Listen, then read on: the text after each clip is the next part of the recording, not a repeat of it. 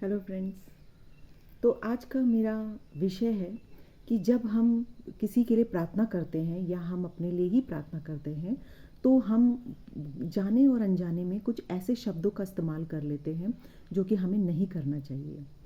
जब हम अपने लिए बोलते हैं कि हे प्रभु, मेरी ज़िंदगी में सब कुछ बहुत अच्छा हो, कोई भी बुरा ना घटे, तो आपने एक तरीके से तो अच्छा मांग लिया और दूसरा आपने उन्हीं शब्दों में एक नकारात्मक और नेगेटिव शब्द का भी इस्तेमाल कर लिया। तो इसीलिए कभी भी आप अपने ईश्वर से या यूनिवर्स से या किसी भी भगवान से, देवी देवताओं से, जब भी आप प्रार्थना करते हैं अपने लिए या किसी भी दूसरे के लिए, तो वहाँ पर केवल सकारात्मक यानी पॉजिटिव शब्द का ही इस्तेमाल करना है। कभी भी नेगेटिव शब्द का वहाँ पर इस्तेमाल नहीं करना है।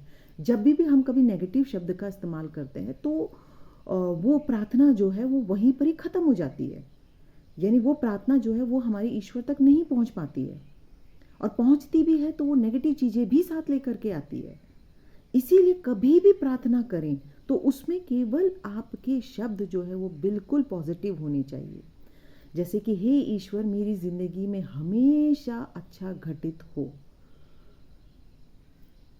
इस चीज़ से ये एक जो है ये प्रार्थना, उसके साथ हमें कुछ और दूसरी जो शब्द है उसका प्रयोग नहीं करना है।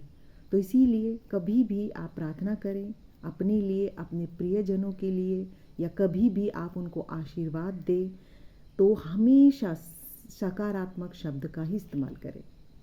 जैसे हम आशीर्वाद भी कभी किसी को देते हैं तो उसमें ये बोल देते हैं, तुम हमेशा खुश रहो और तुम्हारी ज़िंदगी में कभी भी दुख ना आए। तो ये चीज़ ही जो ये शब्द ही है वो जो उस प्रार्थना को ख़त्म कर देते हैं, उस आशीर्वाद को ख़त्म कर देते हैं। इसीलिए सिर्फ एक ही शब्द जो सकारात्मक, एक ही शब्द वो ही बोलना है हमें कि हे ईश्वर, हे जो भी बच्चा है, आप अपने बच्चे को दे रहे हैं आशीर्वाद या किसी दूसरे को आशीर्वाद दे रहे हैं, किसी भी को भी, तो आप अपनी या शुभकामनाएं भी दे रहे हैं तो उसमें केवल सकारात्मक शब्द का ही प्रयोग करें। बस आज का वीडियो इतना ही। Thank you so much. आपके जीवन में हमेशा खुशियाँ रहे। Thank you.